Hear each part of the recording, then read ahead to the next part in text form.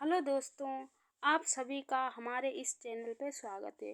तो इसमें हम एक टॉपिक पढ़ाने जा रही हूँ जो है वृद्धि और विकास। जो ग्रोथ एंड डेवलपमेंट जो हमारे सीटेट यूपी टेट का एक महत्वपूर्ण टॉपिक है, जो इसमें से ज़रूर ना ज़रूर दो चार क्वेश्चन पूछे जाते हैं। तो इसमें कुछ वीडियो में हम एमसीक्यू करा चुकी हूँ वृद्धि और विकास के आनुवांशिकता और पर्यावरण के। तो उसमें हमने एमसीक्यू कराए थे और इसमें हम कंटेंट कराने जा रही हूँ। तो इसमें हम देखते हैं हमारा कंटेंट क्या रहने वाला है।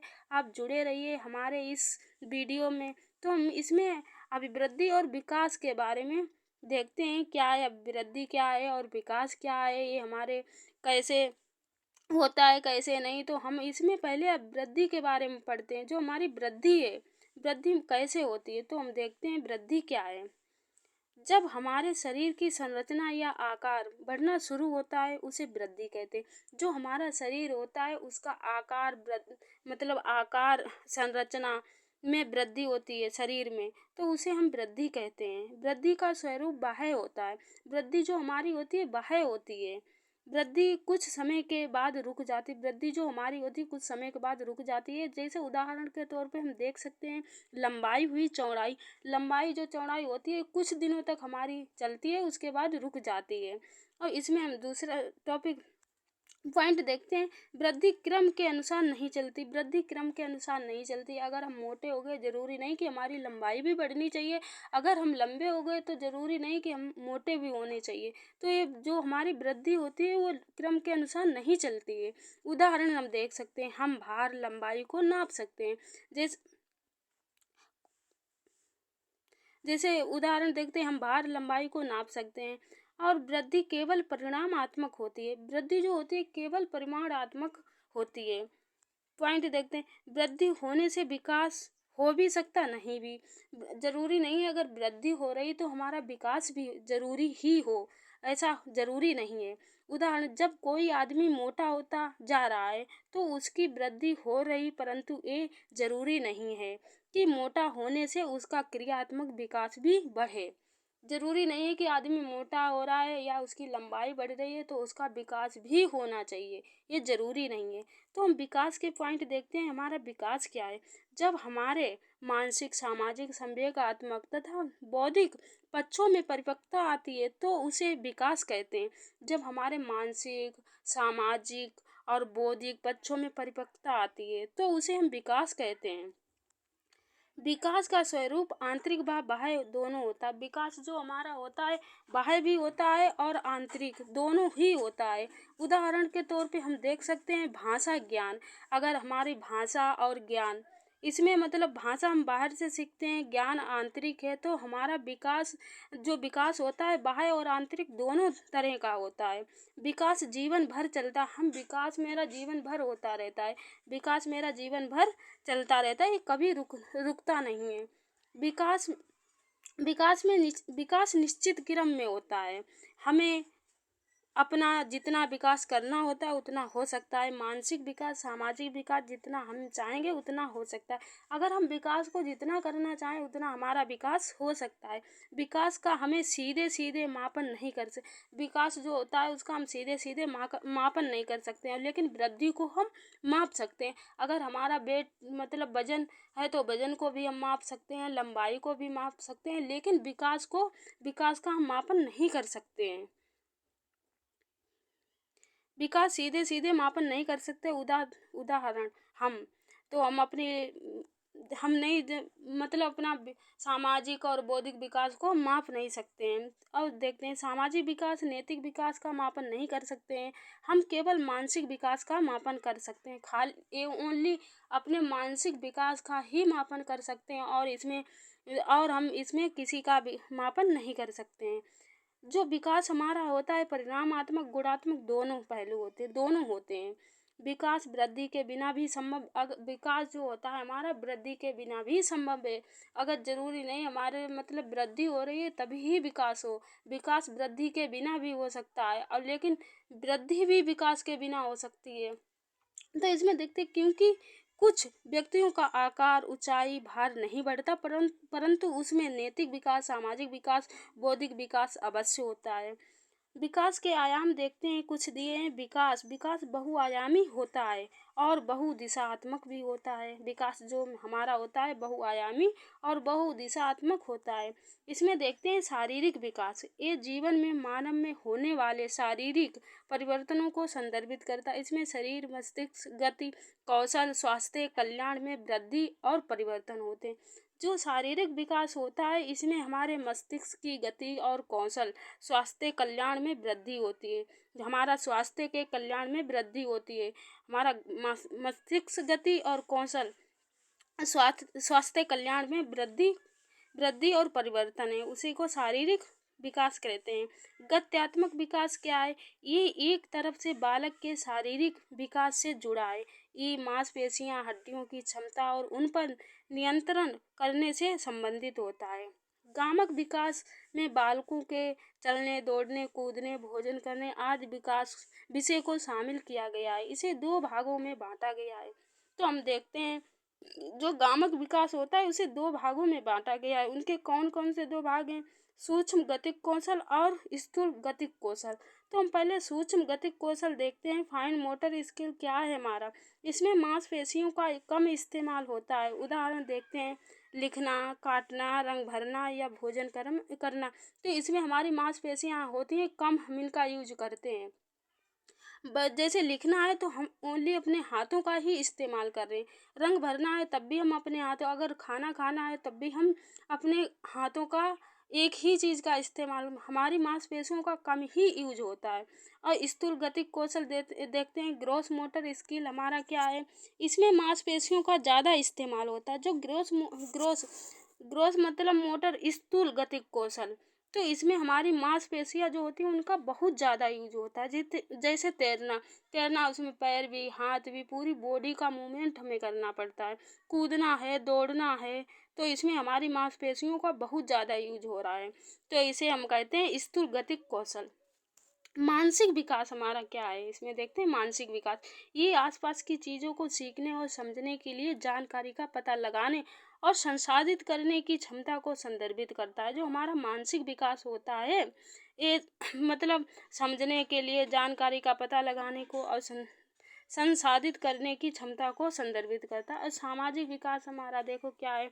ये जीवन भर सामाजिक कौशल, मूल्यों के विकास को संदर्भित करता है। मनुष्य समाज में सामाजिक मानदंडों के अनुसार अनुकूलन करना सीखता है और समाज को समझता है। जो हमारा सामाजिक विकास होता है वो सामाजिक संदर्भों को, मतलब सामाजिक नियमों को समझता है कि समाज में क्या हो रहा है, क्या नहीं। समाज को साथ हमें ढालना सिखाता है कि समाज के अनुकूल रहना, कैसे हमें समाज में किस टाइप से रहना चाहिए। संवेगात्मक विकास हमारा क्या होता है? ये अपने अपने और साथ ही दूसरे के संवेगों को नियंत्रित करने और प्रतिबंधित करने की क्षमता के विकास को संदर्भित करता है। जो हमारा संवेगात्मक विकास होता है, मतलब विचार दूसरों के साथ नियंत्रित करने, दूसरे को समझने और सोच विचार करने के लिए भी हमारा संवेगात्मक विकास संदर्भित करता है। इसमें भावनाओं का विकास और भावनात्मक परिपक्वता और भावनात्मक बुद्धि शामिल होती है। नैतिक विकास क्या है? बच्चे के विकास का एक महत्वपूर्ण पहलू मानव कृत्यों से सही और गलत के बीच अंतर सिखाना। जो हमारा नैतिक विकास होता है, इसमें हमें सही और गलत के बीच अंतर सिखाना, ये हमारा नैतिक विकास होता है। भाषा विकास क्या होता है? ये भाषा को समझने, अनुभव करने और उपयोग करने की क्षमता को संदर्भित करता है। जो भाषा विकास हमारा होता है, अनुभव करना और उपयोग करना, इनकी क्षमता को संदर्भित करता है। बाल विकास के सिद्धांत देखते हैं। बाल विकास के सिद्धांत क्या हैं? फर्स्ट है समान प्रतिमान का सिद्धांत। इसके अनुसार प्रत्येक जाति अपने जाति के अनुरूप के विकास को प्रतिमानों का अनुसरण करती है। उदाहरण मानव, हाथी। इसमें क्या हमारा दिया गया है कि प्रत्येक जाति अपनी जाति के अनुरूप विकास के प्रतिमानों का अनुसरण करता। मानव है तो मानव के समान ही होगा। अगर हाथी का बच्चा है तो हाथी के समान होगा, मानव का बच्चा है तो मानव के समान। इसमें बताया गया कि समान प्रतिमानों का सिद्धांत है। ये जैसा है तो मानव का बच्चा मानव के समान, हाथी का बच्चा हाथी के समान, कुत्ते का बच्चा कुत्ते के समान। तो अपने समान प्रतिमानों का सिद्धांत होता है। दूसरा सिद्धांत देखते हैं विकास की दिशा का सिद्धांत। इसमें है विकास की दिशा का सिद्धांत। विकास की दिशा सिर से पैर की तरफ चलती है। तो इसमें देखते हैं शीर्षा द्विमुखी या मस्का दो मुखी सिद्धांत देखते हैं क्या है। ये प्रदर्शित करता है कि विकास अनुदैर्ध्य दिशा में अर्थात सिर से पैर तक आगे बढ़ता है। यही कारण है कि एक बच्चा चलना शुरू करने से पहले सिर पर नियंत्रण हासिल करता है। जो एक बच्चा चलने से पहले अपने सिर को मतलब नियंत्रित करना सीख लेता है। और समीप दूर विमुखी या दूरा विमुखी सिद्धांत, इसे देखते हैं क्या है। ये पास से दूर और शरीर के कुछ हिस्सों से आगे की ओर बढ़ता है और फिर सबसे पहले चरम सीमाओं का विकास करती है। इसीलिए विकास के पहले चरणों में बच्चा छोटी मांसपेशियों या कौशल के बजाय मौखिक मांसपेशियों को विकसित करना शुरू कर देता है। जो बच्चा पहले होता है तो अपनी मांसपेशियों का मूवमेंट करता है, मांसपेशियों से हाथों से उठाना या कुछ भी अपने मौखिक मौखिक मौखिक मांसपेशियों को विकसित करना शुरू कर देता है। अब थर्ड वाला देखते हैं निरंतरता का सिद्धांत क्या है। विकास कभी ना रुकने वाली प्रक्रिया है।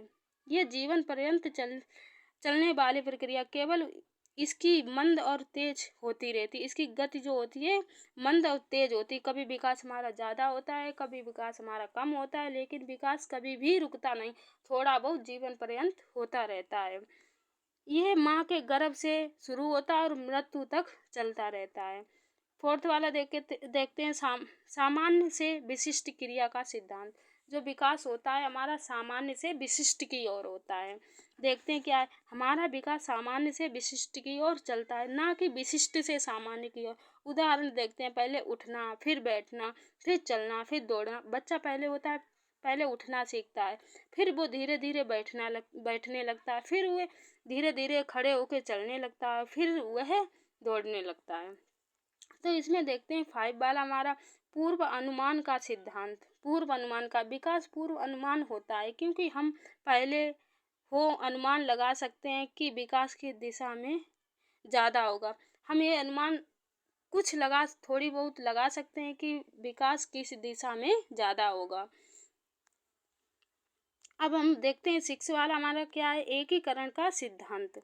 एकीकरण का सिद्धांत क्या है, बच्चों में एकीकरण का गुण पाया जाता है। जब हम किसी एक काम को करने के लिए अपने हाथ पैरों को एक साथ मिलाकर काम करते हैं तो इसे एकीकरण का सिद्धांत कहते हैं। एकीकरण का सिद्धांत क्या है, जब हम अपने पूरे शरीर